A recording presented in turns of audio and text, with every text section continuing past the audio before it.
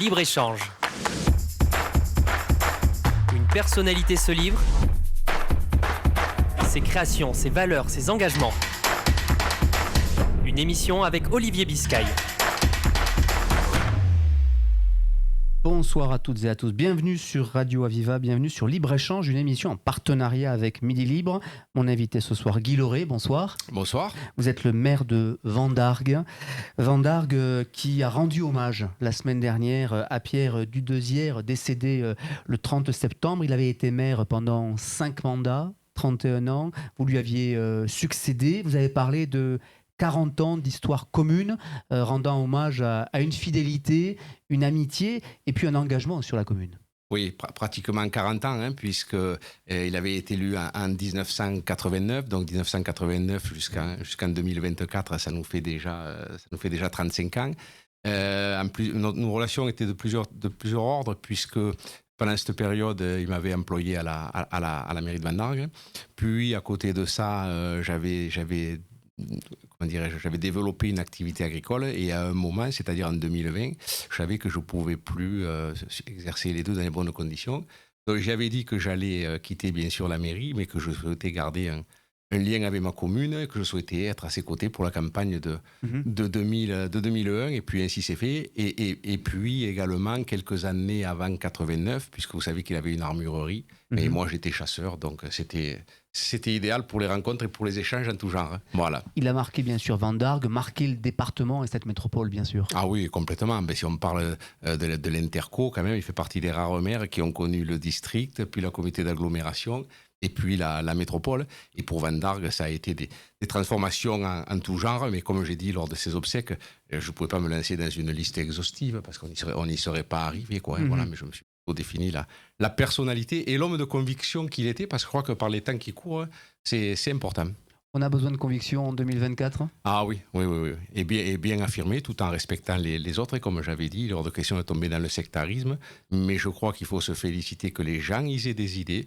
Les idées, c'est fait pour, je parle au sens politique, c'est fait bien sûr pour échanger, pour être d'accord ou pas. Et puis après, il y a d'autres scrutins où l'approche est un petit peu plus différente. Mais ça ne pas d'avoir des bases solides. On va y revenir sur les scrutins évidemment à venir. Vous parliez d'hommes de conviction. Vous en avez des convictions. En 2023, c'était l'année dernière, en octobre, vous n'aviez pas organisé de commémoration en l'honneur de Dominique Bernard, enseignant assassiné à Arras. Est-ce qu'un an plus tard, vous le regrettez ? Pas du tout. Alors on avait quand même bien évidemment mis les drapeaux en berne. Ce que je regrette, c'est que dans notre société, il puisse encore se passer de tels actes. Ça, c'est clair. Et puis surtout, je crois qu'il fallait qu'il y ait une prise de conscience peut-être encore plus forte. Voilà. Et moi, de mémoire, ce qui m'avait marqué sur le coup, c'était l'histoire, je crois que je ne me rappelle plus la nationalité du jeune, mais en gros, comme il était arrivé en France avant 13 ans, je crois, quoi qu'il se passe, on ne pouvait plus l'expulser.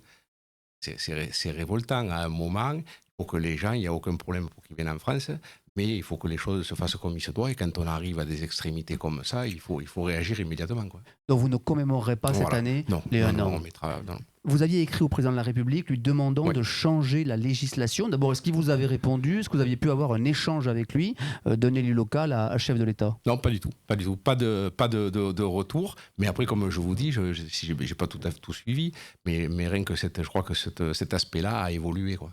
Puis je pense que dans le temps, il va falloir aller encore un petit peu. On voit bien que l'hyperviolence chez les plus jeunes s'est installée dans notre pays. À Marseille, cet adolescent, je dis enfant, mais cet adolescent de 14 ans, tueur à gages, là encore, on sait que ça a beaucoup bouleversé la France. Qu'est-ce qu'il faut faire davantage contre cette violence ? Mais moi, ce que je pense, c'est, comme je dis souvent, quand on parle en qualité de maire, quand on parle des écoles, où l'on parle d'éducation, non, nous, les écoles, c'est pour l'instruction. Après, l'éducation, elle se fait à la maison, bien évidemment. Donc, tout le monde a des sens de responsabilité à un moment ou à un autre.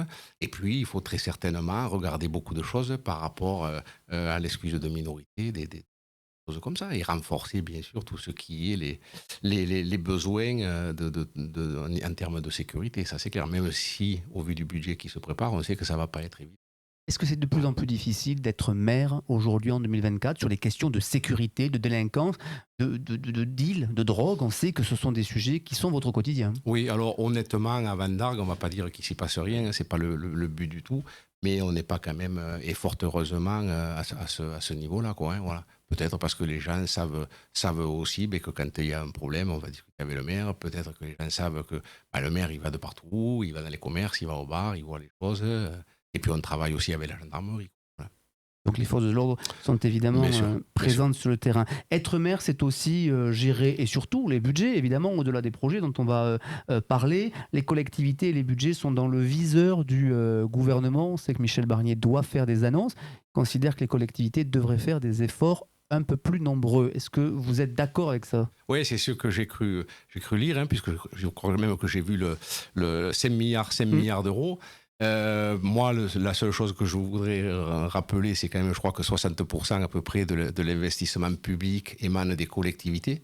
Donc, dans la période que l'on traverse, il faut quand même le garder en mémoire, hein.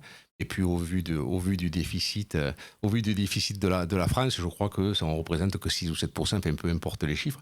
Mais à côté de ça, il y a quand même une grosse différence avec l'État, c'est que nous, on vote des budgets en équilibre. Voilà, c'est-à-dire qu'il y a des fois, ça nous arrive de reporter des projets parce qu'on sait qu'on ne peut pas y arriver. Ça nous arrive de freiner sur certains types de fonctionnement parce que sinon, ça déséquilibrerait nos ratios et la signature de la commune. Et qui plus est qu'à Van d'Argue, c'est mon prédécesseur et ami qui avait lancé ça, mais depuis 2006, on n'a jamais augmenté les taux locaux d'imposition. Voilà, donc c'est quand même ça aussi une bouffée d'oxygène, je crois, pour les habitants. Comment on sort de ça? Comment on sort du déficit, selon vous? On voit bien que des choix vont être faits, qui vont être douloureux. Il faut aller chercher 60 milliards d'euros d'économies. Est-ce qu'il faut augmenter les impôts? Est-ce qu'il faut réduire dans les services publics? Est-ce qu'il faut toucher aux strates administratives? Est-ce qu'il y a trop de communes, des agglos, des départements? Quel est votre point de vue? Ah, c'est sûr que ça va être très, très difficile, hein, puisqu'on a l'habitude à tous les niveaux de tout le temps donner plus. Mais moi, je crois que la première des choses, c'est de s'appuyer sur le tissu économique, hein, et de ne pas trop mettre de poids pour qu'il puisse se développer, pour lutter contre le chômage, pour faire de la croissance. Je crois qu'en économie, on dit un point de croissance égale un point de... Je cherche le terme, en fait, tout est lié, quoi, hein, ça, c'est très important. Un grand soutien également à ce que j'appellerais les forces vives de la balance commerciale, hein, tout ce qui est notre agriculture, hein, et on peut en toucher un mot, et également tout ce qui est Airbus, enfin, voilà, parce que là aussi, on est vraiment en négatif. Ça mérite d'essayer de redresser, d'être compétitif. Sans toucher aux impôts Voilà. des plus faibles et des ménages? Bien sûr, les impôts, je vous dis qu'à Van d'Argue, on ne les a pas augmentés de 20 ans, donc c'est pas moi qui vais dire qu'il faut les augmenter. Par contre, il y a quelque chose, et merci de me donner la possibilité de le faire, moi qui me surprend en qualité de maire, puisque l'idée, c'est que tout le monde participe un petit peu au financement de la commune, parce que quand l'on fait un stade, n'importe quoi, ça profite à tout le monde. Et avec le système de la taxe d'habitation qui maintenant n'est Oui. même si ça a été doloreux pour les communes, la chose, il y a des gens maintenant qui vivent dans nos communes et qui ne payent pas d'impôts, qui ne contribuent pas, quoi. Voilà, donc ça, je trouve que c'est un petit peu dommage. Donc retrouver de la justice fiscale, ouais. c'est ça aussi ce que vous réclamez? Oui, voilà, aller dans ce sens-là. Les municipales auront lieu dans 18 mois. Vous serez candidat à votre succession? Alors ça, c'est encore un petit peu tôt pour le dire, hein, mais tout le monde sait que des gros projets s'inscrivent sur le long terme.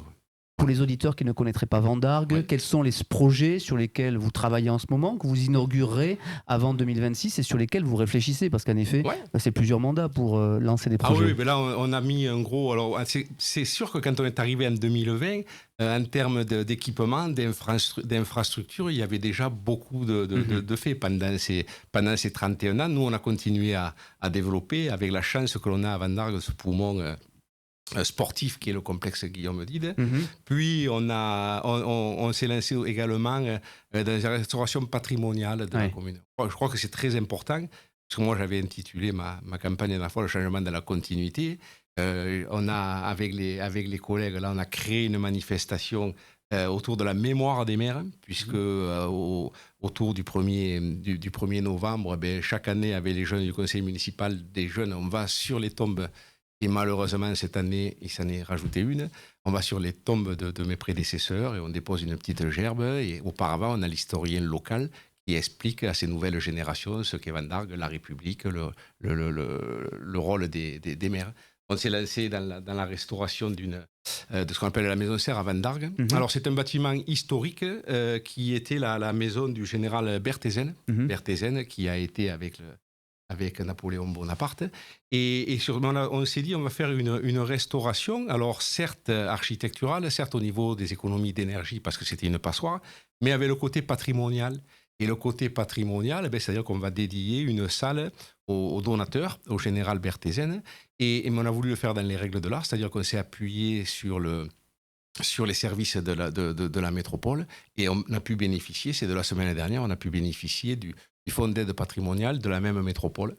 Et voilà. Et puis je pense que ce que l'on fait, ça doit pas mal être fait, puisque pas à chaque, mais très souvent pour des créations de nouveaux bâtiments, d'infrastructures, on est suivi à la fois par le conseil général, par la région et par la métropole. Donc il me soit donné, au travers de vos ondes, de remercier tout le monde. Voilà. Parce que dans la vie, il faut remercier les gens.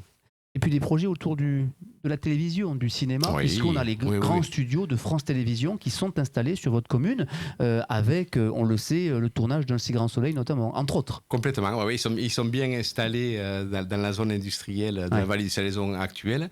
Et puis avec la métropole, pareil, il y a un projet très intelligent qui sort de terre, là, c'est-à-dire sur les anciens établissements Bona, puisque quand ça s'est fait en 65, quand la zone s'est créée, il n'y avait pas les sujets de réduction d'espace, d'économie d'espace, et c'était une entreprise qui a été florissante, qui s'est allée sur une quinzaine d'hectares.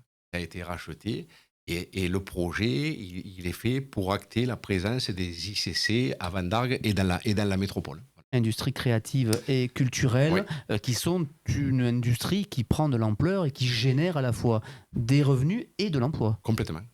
Oui. Ça c'est clair. Mais la société qui avait suivi ça avait fait la même chose dans les anciennes subsistances militaires, avait la même logique. Et maintenant, il y a énormément d'entreprises florissantes. Donc on en est très, très heureux. Et puis, bien évidemment, parce qu'on en revient au nerf de la guerre, il y a toutes les retombées financières qui vont aller avec. Alors on ne sait pas, vous nous le direz plus tard, dans quelques semaines, si vous êtes candidat au municipal, mais j'imagine que vous pensez à l'avenir. Qu'est-ce que vous voulez faire de Van d'Argue ? Quel est l'avenir de Van d'Argue, si vous deviez vous projeter à 5 ans ou 10 ans ? L'avenir de Van d'Argue, d'abord, c'est faire en sorte, et ça peut paraître un peu présomptueux, que les gens y vivent bien. Nous, que l'on amène les services qui vont avec, que l'on amène les infrastructures, que l'on travaille avec la métropole, parce que on a ce projet de bus-tram, et il faut qu'il arrive à Van d'Argue. À quel horizon ? Et puis ça va être l'horizon 2027-2028. Voilà, puisque ça devait être 2025. Et il y a des sujets d'études, donc c'est reporté. On va commencer normalement, on devrait commencer une tranche l'an prochain.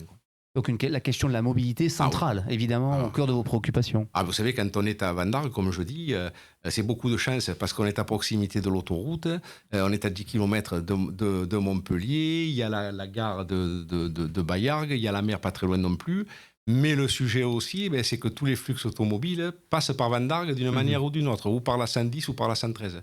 Donc, tout ce qui peut concourir à faire en sorte qu'il y ait des voitures en moins qui passent dans le secteur, tout le temps voter pour. Ça a été la ZFE, même s'il peut y avoir des sujets là-dessus. C'est bien évidemment le cas pour le bus-tram, tout ce qui est les aides pour les vélos, la création de pistes cyclables. Voilà, il faut aller... Comme on dit, il faut pas... Je veux dire, il faut jamais vivre son passé, mais il faut se rappeler son histoire et son évolution. Ça, c'est une évolution qui au début était supportable, qui maintenant l'est moins, au niveau des voitures. Quid de la gratuité des transports ? Vous y êtes favorable ? Oui, alors moi j'étais favorable, mais j'ai tout le temps dit que c'est la gratuité des transports pour les usagers. Voilà, c'est là qu'est un petit peu la différence. Expliquez-vous. La différence, ça veut dire qu'on le fait, mais il faut se dire que peut-être que pour financer ça, il y a d'autres choses que l'on ne fait pas à côté, mais il faut l'assumer. Et moi, sur le principe, je l'ai voté, je suis très heureux de l'avoir voté, parce que d'abord, c'est lié également avec ce bus-tram. quand Mhm. il va arriver, moi j'ai des jeunes tous les jours qui viennent me dire, mais Guy, on veut aller à Montpellier, on ne sait pas comment faire pour chercher du travail ou autre. J'ai des personnes âgées ou pas très âgées d'ailleurs, qui ont des rendez-vous médicaux. Prendre Mhm. la voiture, c'est une galère. Ben là, on se met dans le bus. Vous savez, moi, quand j'ai la possibilité de le prendre, je vais au Crest chez mon ami Champé, je Ouais. gare ma voiture, je m'y mets et on est tranquille jusqu'à Montpellier, quoi. Voilà. Ah, bah, écoutez, vous faites la parfaite transition, Stéphane Champé, maire du Ah, Crest, mais aussi en charge du ouais. PLUI, le plan local d'urbanisme intercommunal, qui a été adopté mardi, pardon, à la métropole de Montpellier. C'est un bon plan local d'urbanisme à vos yeux? Oui, alors moi je pense qu'il fallait le faire, hein. D'ailleurs, Ouais. s'il a été adopté à l'unanimité des 31 maires, je crois que c'est pas neutre. Pourquoi? Parce qu'il y a beaucoup d'enjeux dans le futur, hein. On parle de logement, on parle de logement social, on parle de déplacement, enfin voilà, donc c'était important qu'on le fasse et que sur le fond, tout le monde soit d'accord. Alors après, il y a des spécificités locales et bien évidemment, mais moi je pense que c'était une bonne chose, surtout que si on se rappelle bien, il aurait dû être voté, je crois, en 2019. Voilà, donc je crois qu'il n'y aurait rien eu de pire que l'on saute encore une mandature avec les sujets qui peuvent arriver. Et voilà, à un moment, il faut le faire, on l'a fait, quoi. Et comment on arrive à trouver, quand on est maire, quand on est en charge aussi de ces sujets à la métropole, le bon équilibre entre l'aménagement du territoire, la nécessité de loger des Mhm. nouveaux arrivants, et puis avoir un verdissement de nos territoires? On sait que c'est très attendu par les habitants Bien d'avoir sûr. de la nature. Est-ce que c'est simple ça quand on est maire de Ah Vendargue? ben nous, à Van Dargue, je vais vous dire, tout le monde connaît un petit peu le premier Scott Ouais. de 2004, où il était prévu, parce que c'était l'époque qui voulait ça, de grands projets d'aménagement, notamment en termes de zones d'activité. Mhm. Moi, en 2018, oui, 2018, puisqu'il y avait le nouveau PLUI, j'ai dit à mon prédécesseur et ami, je lui ai dit, écoute Pierre, maintenant il y a tout ça qui est impacté. C'est pas normal de le laisser parce que d'abord ça se réalisera pas et puis on peut peut-être récupérer des espaces de respiration. Et tout ça, je l'ai traduit dans le temps puisque dans ce PLUI, on a fait comme je m'y étais engagé, le choix que tout ce qui est classé au nord de la commune restera agricole et naturel. Tout ce qui est notre espace Cadoul, qui lui est en zone AP, c'est un peu technique, mais c'est encore plus protégé qu'une zone A, le restera aussi. Et puis après, il y a quand même ne serait-ce que de parler des gens du village, il y a des gens, moi, tous les jours, je reçois des personnes qui ont besoin d'un logement, qui soit social ou pas d'ailleurs, hein, Mhm. et qui veulent surtout rester au contact de la commune dans laquelle ils ont grandi. Et ça revient à votre question de tout à l'heure. Après, nous, vous savez, il y a des chiffres qui sont sortis qu'il faut peut-être un petit peu corriger, puisque en gros, si vous voulez, il y a la ZAC de Mérargues Mhm. et ce sera la dernière ZAC de la commune. Alors, on peut me dire, hein, celui qui connaît les détails, me dire, mais il y a une zone AU0. Mais la zone AU0, juste à côté, on la garde parce qu'on souhaite accueillir un collège. Et on ne l'ouvrira qu'à cette... À cette condition. Qu'à cette condition-là. Mhm. Après, la ZAC en elle-même, elle est signée depuis 6 ans, Ouais. donc elle ne rentre pas là-dedans. Et après, il y a une zone économique à créer, parce que l'argent ne tombe pas du ciel. Il faut le créer, il faut accompagner les entreprises. Et surtout, la ZAC va nous permettre de faire un énorme bassin de rétention, en occurrence exceptionnel. Et il va bien sûr protéger ces fameuses ZAC, mais il va également, d'une certaine manière, protéger la commune avec de l'eau qui sortait, qui descendait de Mérargues. Voilà. Quand on parle du PLUI, également, même si nous, les premiers bassins de rétention, ils sont de 2003, il y a eu une étude hydraulique qui a été menée sur la commune, qui nous a permis, dans le centre, de monter à chaque permis de construire, de faire monter les immeubles pour les protéger au maximum. Et à côté de ça, il y a tout un programme de travaux en amont, en aval de la commune, qui vont protéger, qui vont faire sortir l'eau plus vite, mais qui vont aussi protéger Saint-Onès. Donc, logique de l'aval et Mhm. de l'amont et de protection. Voilà, tout ça, ça en fait partie également. On sait que le logement, c'est une des priorités des Français. 10 000 habitants arrivent dans l'Hérault chaque année, 5 000 sur Montpellier et la métropole. On parle souvent de bombe sociale. Est-ce que vous confirmez ça, vous, en Ah, tant que maire, la difficulté de loger vos nouveaux arrivants? ah oui, je ne sais pas si le terme est plus ou moins fort, mais c'est vrai que c'est une réalité, hein. Vous savez, moi, je toutes les personnes qui souhaitent un logement social parce que j'aime de m'imprégner des histoires Mhm. des gens et d'essayer d'y répondre au mieux. C'est énorme. Vous savez, J'ai une phrase, c'est-à-dire que à Vendargue, moi, les gens qui vendent leur maison, ils n'ont pas besoin de moi. Ça se fait en 5 minutes. Hein. Les gens qui vendent leur appartement, je ne suis même pas au courant, sauf quand c'est fait. Par contre, les gens qui cherchent ou acheter un appartement ou un logement social ou autre, maintenant, on va voir les logements intermédiaires aussi qui vont faire beaucoup de bien aux gens. Et les gens viennent me voir parce qu'ils viennent voir le maire, hein, bien sûr. Donc il y a nécessité, et vous avez des projets de création de logements sur la ZAC de Mérargues. Mais la ZAC de Mérargues, c'est pareil. C'est-à-dire que quand on l'a lancé, on a dit on va mettre 10 à 12 ans pour le faire.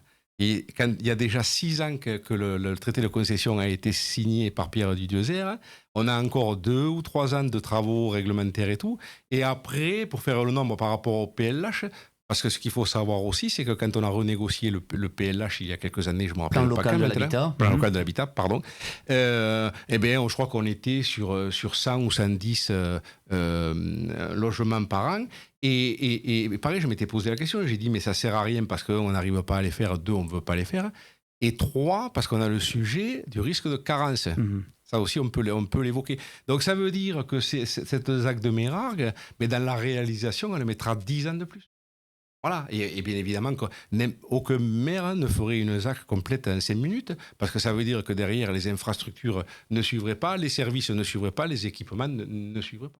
On parlait de révolution de l'État tout à l'heure, ça fait partie, la décomplexification, la complexité administrative des dossiers, ça ennuie et empoisonne votre quotidien. Parce que plus personne n'y comprend rien, c'est tout le temps on empile des normes sur des normes. Tout à l'heure vous parliez d'économie, et j'ai cru lire que l'État voulait enlever 100 000 emplois, c'est ça? Mais alors, 100 000 emplois en effet territoriaux dans les collectivités. Mais alors d'un côté, pourquoi pas? Mais si ce n'est qu'à côté de ça, il y a des nouvelles normes, des normes d'encadrement qui se multiplient et qui s'additionnent. Donc ça, c'est infaisable.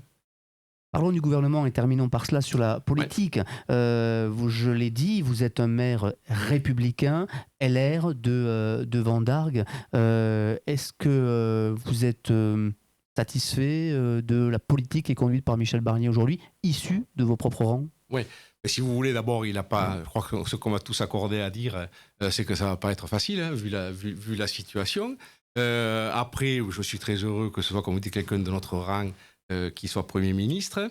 Mais à côté de ça, si on veut, on va dire que ça a été une forme de plus petit dénominateur commun, vu la situation. Moi, ce que j'aimerais, c'est que l'on arrive à être plus haut poste, mais de manière naturelle, avec une assise plus importante Alors vous avez été éloigné un temps de LR. Oui. D'ailleurs, vous avez repris votre carte en juin dernier. J'ai repris le 14 juillet. 14 juillet. Parce que je me suis posé une question pendant les élections législatives. Et c'était que ce qui se passe, ça me semble très compliqué. Et surtout, je trouve que ce n'est pas très républicain. On ne va pas toujours... on n'amène pas le plus de solutions aux citoyens qui fait l'effort de se déplacer. Ces législatives, quand même, on a retrouvé plus de 70% de gens dans les isoloirs, donc je trouve que c'est une belle victoire. Parce qu'on a des gens qui souhaitent, par exemple, qui ont voté Rassemblement National, un Rassemblement National qui a fait un score élevé. Mais moi, au final, vous savez, je suis commerçant. Le matin, à 6h30, je vois des gens qui vont travailler et qui sont très énervés par ce qu'ils voient. Donc on a ça. Et de l'autre côté, on a eu ce nouveau front populaire, mais qu'à la limite, on ne proposait pas beaucoup, mais c'était surtout pour empêcher l'autre. Et ça, c'est pas fait. Moi, dans mon esprit, en République, c'est pas possible. Et donc, moi, je me dis que au milieu, pour le schématiser, je crois que nous, il faut que Républicains, on fasse ce qu'on a à faire. Il faut que les gens d'horizon fassent ce qu'ils ont à faire, et bien d'autres, bien évidemment. Et parce que je pense que demain, on va être dans une logique de compromis, parce que ça va très vite. Je vous laisse imaginer ce qui se passerait si dans 10 mois, le président de la République décidait de dissoudre à nouveau. Voilà, il ne faudrait surtout pas être pris de court. Donc moi, c'est un peu ce que je pense. Et avec ça, plaidez pour la proportionnelle, alors, par avec exemple. ça, bien sûr, le scrutin majoritaire que l'on connaît à aujourd'hui, et à mon avis, de quelle façon, je ne le sais pas, mais peut-être qu'il faudra aller vers un genre de proportionnel. Mais ça veut dire que les électeurs vous disent sur le terrain leur déception d'être allés voter et de ne pas avoir aujourd'hui à l'Assemblée nationale, au gouvernement, les bonnes personnes? Vous sentez un éloignement des électeurs Oui, de la politique? oui, mais c'est plutôt qu'ils ne comprennent pas de voir qu'on est tout le temps dans la critique, souvent dans la critique, souvent dans l'affrontement, alors qu'on doit proposer plus. C'est ce qui me semble. Proposer plus, ça n'empêche pas de défendre des idées, ça n'empêche pas qu'on ne sera pas d'accord avec tout le monde, mais que le citoyen ait le choix. Voilà. Et je trouve que là, quand on dit stop, on fait ça parce qu'il y a le risque du Rassemblement national. Je trouve que ce n'est pas satisfaisant. Et c'est ce qu'on note régulièrement au plan local, qu'on arrive à avoir les meilleurs compromis en tant que maire, vous le voyez bien, pareil, et au oui. sein de la métropole. Oui, mais c'est pas pareil. D'abord, dans une métropole, comme j'avais pu le dire pour les obsèques de Pierre, on est 31, donc il faut avoir un compromis. Sinon, on n'y arrivera pas. Et c'est du bon sens, c'est du travail. C'est tout sauf de la rapidité, comme on voit, comme par rapport aux exemples que j'ai posés avant. C'est-à-dire qu'on se voit, on n'est pas d'accord sur tout, on le lâche. Mais c'est normal, sinon ça peut pas marcher. Une liste municipale, c'est autre quand même. Et c'est au nom de l'intérêt général, évidemment. C'est quelque chose de différent, avec des gens qui veulent s'investir, avec des gens. Ça n'empêche pas d'échanger, de garder ses idées, mais comme je dis, le parti, là, c'est la commune. Le parti, c'est la commune. Guy Lauré, maire LR de Vendard, vous étiez mon invité ce soir. Merci beaucoup. Merci. Libre-échange. Une personnalité se livre. Ses créations, ses valeurs, ses engagements. Une émission avec Olivier Biscay.